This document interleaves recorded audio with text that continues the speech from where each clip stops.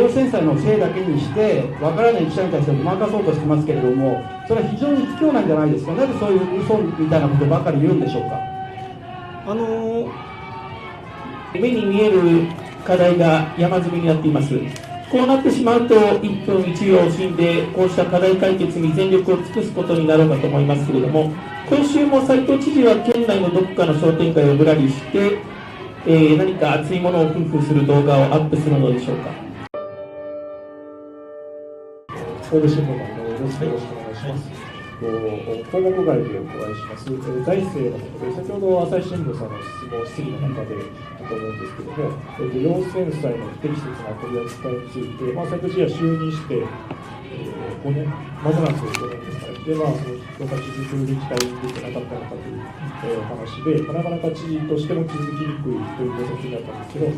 要するに、知事はこれまで気づけなかったというのは仕方ないというか、知事の立場としては仕方ないという、そういうご認識でいらっしゃるという。もちろん早く気づいていれば文書造林事業や地域整備事業についてですね、私はそれが判明して、聞いてやっぱりこれは問題だと不適切と認識したら直ちに、それぞれの事業についても検討会を設置するなどして対処してきましたので、もちろんそれは早く気づいておくということができればですね、良かったというふうに思いますけれども、やはりこれが財政当局から一連の経緯を説明を受けたのが、7月の上旬ということでしたので、そのタイミングになったということはですね、ありますけれども、それはやはり先ほど申し上げた通り、財政運営というものはなかなか外からは見えにくいというものがありますし、財政担当課自体もどういう認識があったのかということもありますので、そこはこのタイミングになった面はありますけれども、公債負担計画の策定の前にですね、一定の処理が図られたということはまだ良かったかなというふうに思っています。今回は一連の発覚の経緯の中で、報道機関からの取材を機に確認したところということだったんですけど、それがなかったら、まだ判明しなかった可能性があります。そのことについてはどのように受け止められてますか。さまざまな経緯の中で、問題ある事案というものが、分かってくるということがあると思います。今回については、さまざまな経緯で、要宣裁の、不適切性というものが、確認できたということになりますので、いずれにしましても、やはり、ガバナンスの、強化というものは一定大事になってきますので、これから、今回の事案ですね、を踏まえて、検証やをしていく中で、今後の財政運営におけることをですね、あるいは再発を防止するような、そして方策というものを考えていきたいというふうに思っています。斉藤知事が就任されて直後だと思うんですけども、県政改革方針の中で、県債管理基金への大学団体などの資金の集約以前していたものを、これを解消して、財政の透明化を図るということをされています。証明されたのが2021年12月。例えばですけど、この時に総点検をする中で、今回の要宣裁の件というのを確認することって、なかなか当時の点検の中では難しかったです。私自身は就任直後に特務基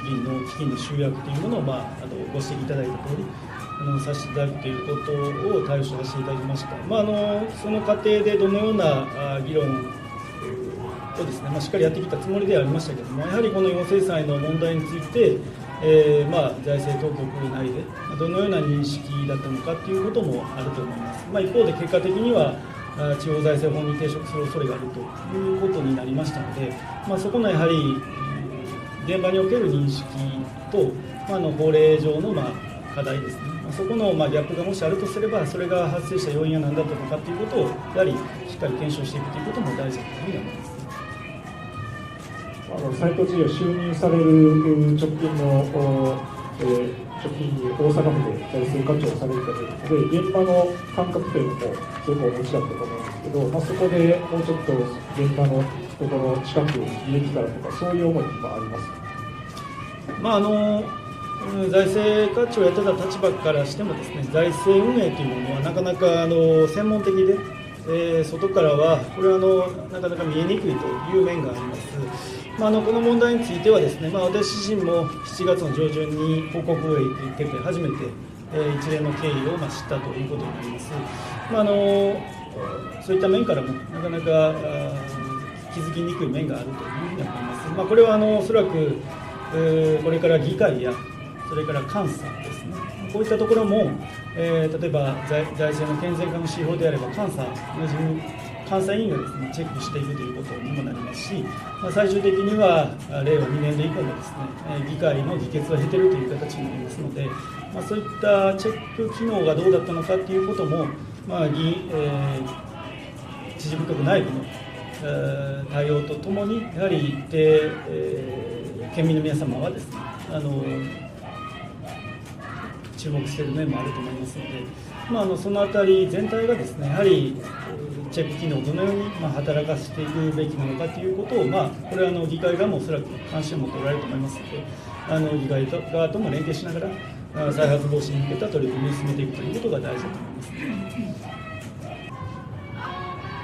関西テレビの鈴木です。よろしくお願いします。私の方からも財政について一問だけさせていただきます。財政の状況、こういうより思ったより厳しい状況だったということですけれども、斉藤知事はですね、2024年、令和6年の知事選の時に、県の貯金、財政基金は127億円を超え、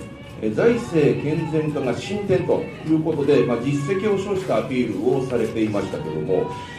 これは結果的に間違い、嘘だったということになるんでしょうか。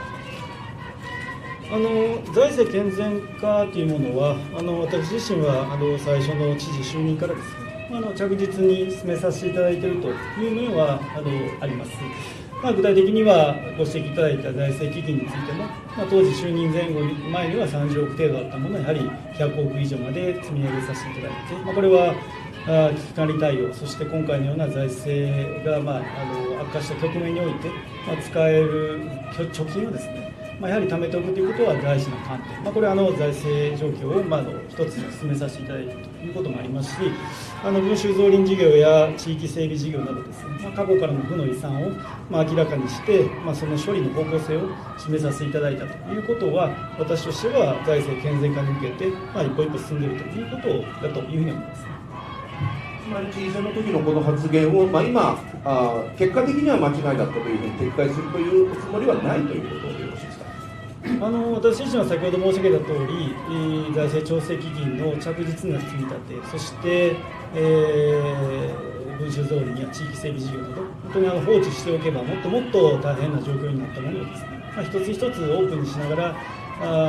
処理をさせていただいています。それ以外にも、事務事業の見直しとしては、海外事務所の整備統合とか、そういった財政構造改革というものは着実に進めてきたつもりですので、それは私としてはそういうふうに捉えています。次の話題に参ります。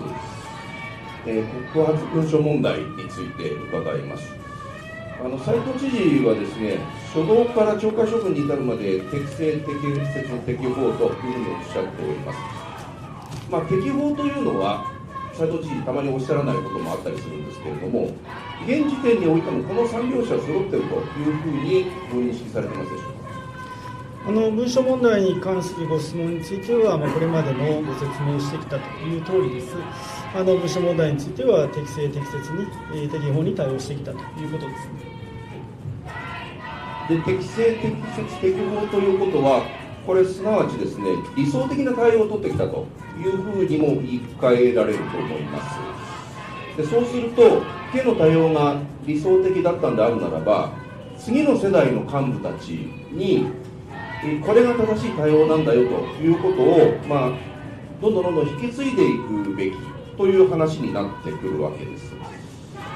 で、先日ですね、6月29日に公益通報についての2回目の研修というのがありました。6月29日は部長級の職員が大体90人ぐらい。知事はその1ヶ月前の5月22日に知事、副知事、政策会議を構成する部長級と一緒に約30人で研修されたと研修を受けたと思うんですが、その時にですね、文書問題に実際どう対応したかの実務、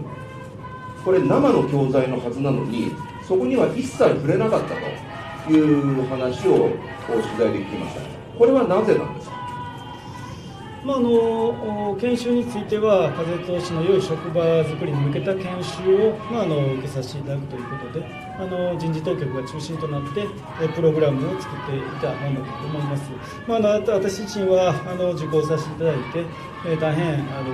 があるプログラムだったというふうに思っています。実際いろいろ取材しますとね、公益通報者保護法の法解釈の話をしてたのかというふうに聞くと、法解釈というよりは実務の話だったというふうにおっしゃっていました。実務ということであるならば、兵庫県が取ってきた素晴らしい理想的な対応について学べばよかったのにと思うんですが、それがなかった。これは知事はちょっと研修のやり方としては違ったんじゃないかなというふうには思わないですか。繰り返しになって申し訳ないんですけども、前回の研修についてはですね、風通しの良い職場づくりに向けた、研修ということで、内部管理に関することをですね、法律の状況とかそういったものも踏まえてきちっと素晴らしい講師の方からの、プログラムだったと思いますので、私自身はいい研修だったと思っています。そういったことを踏まえて引き続き、県政運営について、しっかりやっていこうという意をですね、強くしたというところでございます。で、この研修で不自然な点というのはもう一つありまして、質疑応答の時間も全くなかったそうです。講師をこれ弁護士さんが務めていらっしゃって、弁護士さんが話を終えたらですね、すぐに司会者が起立でみたいな形で、号令が入ってですね、本当はこの弁護士さんに聞きたい職員もいたはずなんだけれども、何も聞けないまま終わってしまったというような形でした。これ手が上がって質問がされないようにする仕切りだったんでしょうか。会の運営については事務局の方で適宜適切に対応していると思います。もちろん講師の先生から講師の、プログラムの受講をしてですね、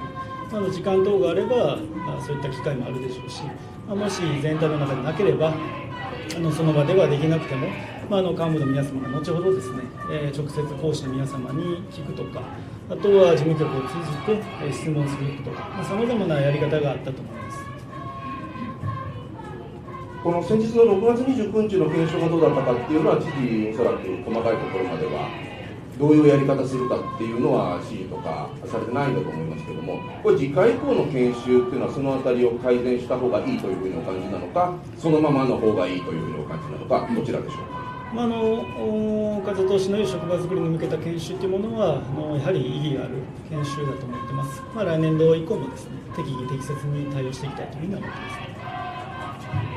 講師に質問もできないっていう研修は風通しがいいのだろうかっていうのがちょっと疑問なんですけども、いかがですか。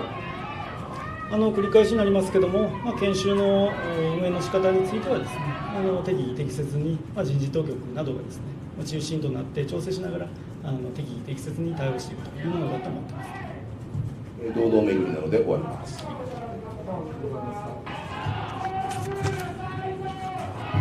ハーフタイムの方です。はい。斉藤知事、いいですか。先ほど来話をしている財政の話ですけれども、先ほど斉藤知事から財政課長でないとわからないことがあるというふうにおっしゃってたので、財政にお詳しい斉藤知事にお聞きします。今日知事はですね、実質交際費比率 25.0 に至る理由について、その例のですね、地方債の借り換え問題、公共用地の取得のですね、地方債でその全額をですね、売却収入があったにもかかわらず借り入れた、これが地方財政法に抵触する恐れがあると、いいですか、知事、いうことを言い、でそれがですね、主要な要因となってと言った後で、一旦言い直して、要因の一つとなってと言いましたが、実質交際費比率が 25% を超えるのは、このこの地方債の話、これが主な要因なんでしょうか。要請債の修正によって 0.8% 実質交際費率が悪化したということになりますので、それが例えば単年度でいうと案1だと令和11年度、そして案2だと3カ年平均で、R12 年以降ですね、それぞれ 25% と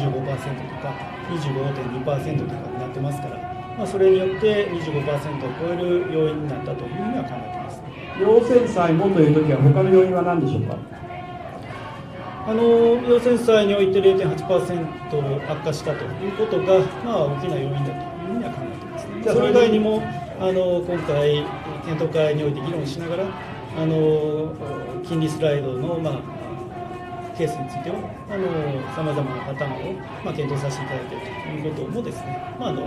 ことです。今初めて少しだけ触れましたけれども、長期金利ですよね。これでは斉藤知事に伺いますが、この要線債の影響がなくなる平成13年度以降、平成13年度にこの金利が 3% で推移する場合の、実質公債比率は 25.0 です。要線債の影響がないのになぜ 25.0 なんでしょうか。そしてその翌年は 25.2、令和14年度、令和13年度と令和14年度です。つまり要線債の影響がなくてもこれだけ高いわけです。ここどう説明しますか。実質公債比率の算定については3カ年平均がご案内の通り、私は今聞いているのは3カ年のところではないですが、続けてください。3カ年平均が実際の 25%、18% の基準設定に関するものですので、私としてはこの3カ年平均の中で 25% を超えるというところをやはり注視していくべきだというふうに考えています。私今お聞きしたのは令和13年度のみです。令和14年度も含めます。令和13年度、要線債の影響がなくなった時の実質公債比率は令和13年度が 25.0、 そして令和14年度は 25.2。 つまり斉藤知事は先ほど主な要因だと言いましたけれども、実質公債比率がなぜ上がるのかというと、これは長期金利の影響による影響が最も大きいわけです。なぜそれをごまかして記者がわからないと思って要線債という説明をするんでしょうか。要線債の影響がないこれ3カ年の話は聞いてません。令和13年度、令和14年度に要線債の影響がなくなったのに実質公債比率が 25.0%、25.2% になることの自分の責任をお聞かせください。知事としての責任を。ですから先日の検討会でも、この資料をですね、お示ししてご説明させていただいたというところですね。やはり 25% を超えるということは表現としては避けるべきだというふうに思ってますので、早期健全化団体の移行を避けていくという意味で、私としてはこれからですね、実質公債比率の低減に向けて、計画策定、そしてさらには歳出歳入改革をしていくということがですね、私自身の責務だというふうに考えています。全く答えてませんが、要線債の影響がなくなった令和13年度以降に実質公債比が 25.0 ということは、これは長期金利をですね、3% で終えた時の影響、結局それを元々のフレームが甘かったものを今回直したことが一番大きく効いていて、それを知事は要線債のせいだけにしてわからない記者に対してごまかそうとしてますけれども、それは非常に卑怯なんじゃないですか。なぜそういう嘘みたいなことばかり言うんでしょうか。検討会の場で、この資料についてしっかり説明させていただいているということ、そして県民の皆さんにお示ししていくということを通じて情報開示は適宜適切にさせていただいて、そして大事なのはやはり今後ですね、25% を超えないように県民の皆様に理解をいただきながらしっかり計画作り、そして歳入歳出のプラン作り、改革をしていくということが大事だというふうに思っています。全く答えてませんが、私先ほどが聞いているのは、要線債の影響がなくなった令和13年度以降に実質公債比率が 25% を超える理由とですね、知事の責任を聞いてます。これからしっかりやっていく、その検討会で説明をしたとかそういうことではなくて、今まさに透明化、県民の皆さんにお伝えすると言ったわけですから、これは知事は言わないから言いますけれども、こういうですね、財政状態にしている知事、今5年目、もう6年目になりますよね。そのツケがここに来ていて、その長期金利のですねフレームを変えたことによって 2.3% とかそういう低い数字にしてたのを3% に変えただけで、そしてこの 3% という数字も今や7月の地方債の表面利率10年度、これがもう 3% になってますから、これすら相当甘いわけですよ。その知事としてのですね、要請債に払わずに自分の責任、そしてそういうですね、人を惑わすような説明をしたことを要請債によって実質公債比率が悪くなったように見せかけたことの、説明をしてください。それをきちんと謝っていただきたいんですけれども、だってここは要請債の影響がなくなって以降も 25%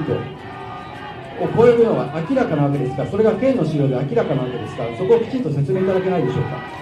繰り返しになりますけども、検討会の場合においてですね、今回の金利スライドの設定を案の1、そして案の2ということで説明をさせていただいております。また要請債の影響というものも説明させていただいております。そういった結果として、実質公債比率が 25% へ移行するというリスクが示されたということですので、これをきっちり県民の皆さんにお示ししていくということがまず大事です。その上で、県として大事なのは、それを回避していくために、公共投資の削減などですね、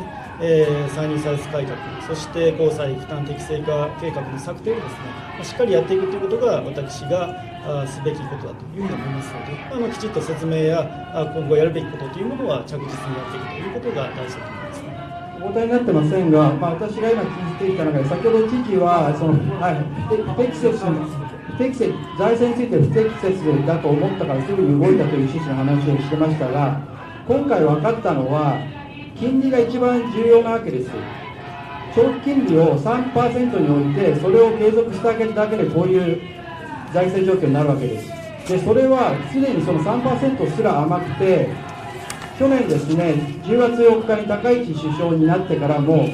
内定してからすでに 1.2% 上がってます。9ヶ月で 1.2% です。ですから今の数字 3% のままというのはもう非常に不適切だと思うんですけれども、県民に対して透明性のある財政を見せるのであれば、これもっときちんと 3.5% 内ですね、そういった想定を置くべきだと思いますけれども、そういうことはしないんでしょうか。この 3% を続けていること自体が非常に不適切で不透明で甘い見通しだと思いますが、そういったご指摘は真摯に受け止めます。県としては検討会の場合において、この金利設定についても議員の皆様にお示しして、そして議論いただきながら、そしてオープンにしながらやらせていただいておりまして、この案2のものについて、厳しめの設定でやっているというご指摘もいただいております。もちろん今後の社会経済情勢の変化によって、変動する面はあると思いますけど、私としてはきちっとプロセスを進みながら、県民の皆様にもそれをお示ししながら、あるべき姿というものを追求していって、計画の策定や歳入歳入改革をこれからもしっかりやっていくということが県民の皆様への責任だというふうに思います。そのメモを用意したメモを読んでるだけだと私の考え全く入ってないんですけれども、一つだけその県民やですね記者たちによく分かるように、要請債の影響がいつまであって何ポイント影響しているのか、そして長期金利を変えたことによる影響が何ポイント影響しているのか、それをきちんと明示していただけないでしょうか。それを要望します。そして最後ですね、知事は先ほどある地方財政法に抵触の恐れがあるということを何度も言ってます。それはそれ検証すべきだと思いますけれども、一方で斉藤知事は公益通用者保護法違反については適切、適正、適法といってですね、政府の答弁と違っていても、高市早苗首相の答弁書もですね、閣議決定される答弁書も読まない、そういうことをやって堂々と法律違反を犯しています。その県知事がなぜ地方財政法になると急に総務大臣に報告をしなければいけないだとか、報告することがなくても自分たちできちんと再発防止をする、検証するというんでしょうか。なぜ同じことを公益通用者保護法でやらないんでしょうか。知事の今までの態度からすれば法律なんかどうでもいいという態度を取ってるわけですから、地方財政法についても適切、適法、適正だと言って無視すればいいんじゃないでしょうか。なぜこれだけ対応が違うんでしょうか。文書問題については先ほど来お答えさせていただいているとおりですね。で陽性者の取り扱いについては、総務省の方から知財法に抵触する恐れがあるというふうに総務省から兵庫県に対して、直接個別に指摘されておりますので、それは法に基づく対応を想定すると、そうでなくても兵庫県としても検証して再発防止策をしっかり作っていくということが大事だというふうに考えています。消費者庁からも指摘されてますけど、それにはなぜちゃんと答えないんでしょうか。兵庫県としてはご指摘いただいたについてはこれまでも述べさせていただいた通りです。非常に恣意的で差別的な対応だと思いますけれども、まだ拉致が当たらないのでこれを終わります。選挙庁知事です。よろしくお願いします。大丈夫ですか。過去に用地取得のために発行した地方債490億円のうち338億円について地方財政法違反に抵触する可能性がある処理をしていた件についてお伺いします。大丈夫ですかね。産経新聞によると総務省からその違法性の指摘を受けたのは6月の下旬ということですけれども、知事はこの件について7月13日に7月上旬に一連の話を聞いたとツイートしておられます。6月下旬に総務省から違法性を指摘されていたのに、7月上旬に知事が初めて話を聞いて、7月13日になって本日新たな事案が判明しましたと報告しています。兵庫県では総務省からの違法性指摘という極めて重たい情報が知事の耳に達するまでに1週間以上かかる事務の遅さが常態化しているのでしょうか。教えてください。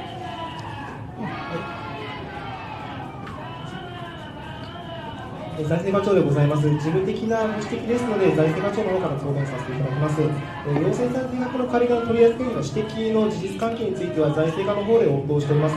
本件の事実関係ですが、まず6月下旬に、記者から財政課に対し、今回の要請される借り換えに関する取材がございました。こちら日付は6月23日以降でございます。これを踏まえまして、県としても当該要請される取り扱いについて疑義を認識するに至りました。このため財政課におきまして、これまでの間、関係法令の解釈の再確認、当時の関係者に対する事実確認、また総務省に対する見解の確認を行っておりました。その結果、7月中、具体的には7月6日月曜日までに総務省から財政課に対し、土地売却収入が生じていた、つまり取得した土地が存在しなくなった部分の要請債の借り換えは、地方財政法に抵触する恐れがあるものであり、という見解が、示されました。これらの一連の件につきまして、7月6日月曜日中に財政課から、斉藤知事にご報告をしております。以上です。ありがとうございます。このスケジュール感知りたかったんで、すごくいいお話を伺いました。巨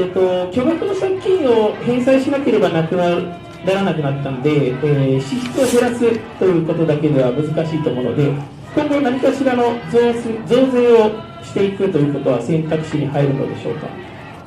増税ですか。はい。基本的には地方税というものは兵庫県独自で増税等できるものではなくて、総務省等にも協議をしながら許可等された場合に税収を上げていくというものですので、その対応にあたっては慎重に判断していくということがありますし、現時点ではそういった考えはありません。財政の問題も含めて、目に見える課題が山積みになっています。こうなってしまうと一分一秒を惜しんでこうした課題解決に全力を尽くすことになろうかと思いますけれども、今週も斉藤知事は県内のどこかの商店会をぶらりして、何か熱いものを夫婦する動画をアップするのでしょうか。個人としての SNS ですねの投稿については適宜させていただいております。確かに財政というものは厳しい状況がありまして、これから財政改革というものをしていかなきゃいけないと、それは県民の皆様にもやはりご理解いただきながらやっていかなきゃいけないという面がありますし、一方でやはりそういったことがありつつもですね、やはり県内の経済の活性化、そして県内消費の喚起のためにですね、私自身は微力ですけども、個人として県内の素晴らしい場所や美味しい食べ物などをですね、本当に微力ながらですね、少しでも、紹介をさせていただいて、それが県内経済の活性化に本当に微力ですけども、つながればいいなというふうに思いますので、適宜適切にこれからもですね、続けさせていただきたいというふうに思っています。井本総務部長が情報漏洩していたことについて、斉藤知事は自分の給料を減らすという条例案を提出しています。これは直接情報漏洩の指示をしていたわけではないものの、その漏洩を止められなかった責任があるから給料を減らすという理屈なのですが、それなら元西播磨県民局長がお亡くなりになったことについても、それを止められなかった責任があったのではないかと思うんですけれども、このお亡くなりになったことについて止められなかった責任についてはどうお考えでしょうか。給与カット条例についてはご指摘の通り、県の保有情報が外に出てしまったことに対する、組織の長としての、管理責任を取らせていただくという形で、現在議会の方に提出をさせていただいて、現在、継続審議になっているというものでございます。ご指摘いただいた元局長に関しましてはですね、改めて、お県民と、そして県政へのご尽力への感謝をですね、申し上げたいと思います。そろそろ最後にしますけれども、先々週この記者会見で私は、出席している記者を刑事告訴することはあっても、一般の県民の方を刑事告訴することはないという認識で良いかという質問をしました。この時、斉藤知事はいつものテンプレート回答で、終始していたわけですけれども、明確にお答えになりませんでした。しかし、今になって一般の県民の方々も刑事告訴をしていたことが分かりました。前回、まさにピンポイントでその質問をされていたにもかかわらず、答えをはぐらかしてちゃんと答えなかったのはどうしてなんでしょうか。教えてください。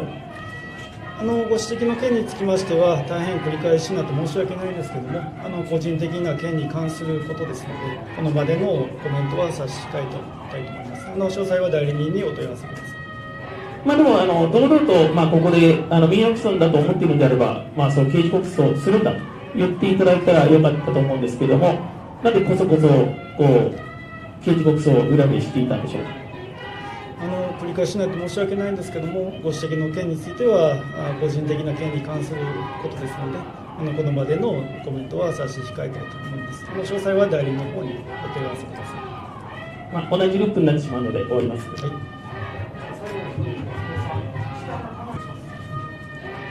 栗原さん松本です。簡潔にお答えいただければすぐ終わると思います。本当に短く3つかなという形になります。産経新聞さんだったと思うんですけど、臼井誠先生の死去をめぐる質疑の中で、臼井さんが作詞作曲された曲名何て言われましたっけ？幸せ運べるようにですね。幸せ運べるように。そうですね。ごめんなさい。幸せを運べるようにっていうふうに最初おっしゃったように聞こえたので確認しました。それから今日の発表項目で万博レガシーのフリオン・フビリオンのスタンプラリーの話が発表がありました。前回も前々回も聞きましたけど、県は万博関連事業にいくら投じられたんでしたっけ？その件については今手元に資料がございません。間違った数字を言ってはいけませんので、担当部局の方にお問い合わせ、そして説明をさせていただきたいと思います。過去2回、こちらからも説明申し上げてるんですけども、あえてお答えにならない、答えを準備してもらえということですね。でフィールドパビリオンという斉藤さんの肝入り事業ですけれども、この成果が出ていないというような検証結果があったと思います。これ、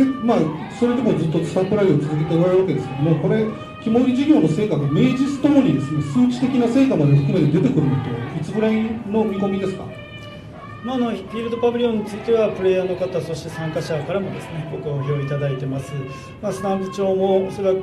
今2万冊程度配布されているというふうに聞いてますので、多くの方々に引き続き楽しんでいただきたいと思います。いつぐらいがめどにこの数値的なその目標の達成を含めて出てくるのはいつですか？企画委員会ですでにフィールドパビリオンをはじめとする万博の検証というものはしてますので、そちらで説明させていただくということと、それから今回のスタンプラリーについてはできるだけ多くの方ですね、2万冊程度もし配布されるんであれば2万人の方が県内を周遊していただけるということになればですね、経済の活性化、インドパビリオンの活性化につながるというふうに思っています。わかりました。それと、じゃあもう、最後の項目にしますけれども、本日でここ、県庁2号館の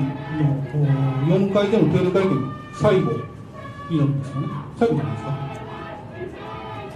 もう間もなく場所が移るということになると思うんですけど、2021年3月の出馬表明会見も最後、ここで行われ、2024年3月の文書問題以降の数々の会見ですね、同年9月の失職表明をされたのもこの場所だったと思います。ある意味、斉藤知事の対外的な、あるいは兵庫県の名を全国的に轟かせたステージがですね、3号館の方へ移るわけですけれども、なんか考えといいますか、ここでこうずっと記者と対峙されてきた、その思い返すところというのはございませんでしょうか。就任以来、そして就任前の時からここで会見させていただきました。記者の皆様とのさまざまなご質問やこちらからの発表をさせていただいたというところで、その点には感謝申し上げたいと思います。来週以降また場所が移るというところですけれども、引き続き、記者発表や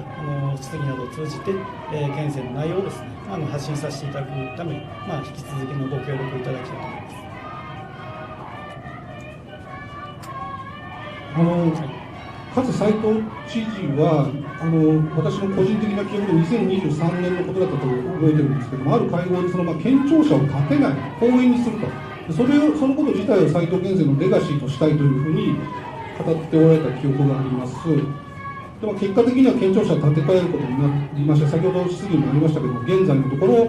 810億円というその予算が計上され見込まれていると。ホテルはなくなりましたけど、それ以外は以前の計画とほとんど変わらないです。でその建て替え凍結する間、4割出勤の実験などをやってたわけですけれども、この間のその凍結期間のその検討というのは、これ適切だったというふうに今僕は思います。そうですね、県庁舎の整備についてはコンパクトで機能的な庁舎を目指して、現在対応を進めているというところですので、引き続き着実に進めていきたいと思っています。財政の厳しさについて、斉藤知事の説明というのは、一貫して前知事時代からの負債であると、負の遺産であるというような説明に関してされているわけですけども、ご自身の就任から5年間のその財政運営については、どう評価されているんでしょうか。その就任から5年間で斉藤知事の肝煎り事業に今の県庁舎の建て替えも含めてですね、かなり大型の投資、その県立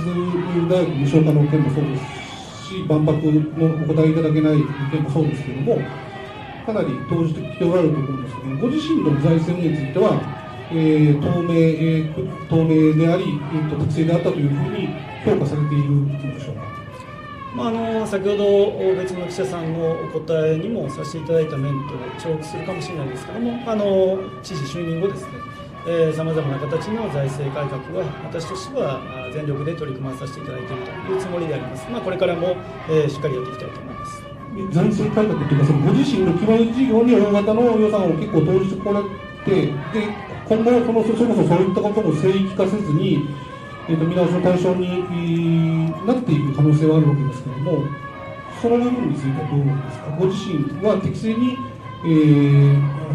その予算を投じてこられた自身の財政運営には問題がなかったというふうにお考えですか。行財政運営をしながら若者 Z 世代応援施策など、着実に実施させていただいております。これから公債負担適正計画、そして歳入歳出改革をしながらですね、財政の健全化と未来への投資の両立を図っていきたいと思います。わかりました。引き続き3号館のご出席いたします。はい、どうもお疲れ様でした。はい、ありがとうございます。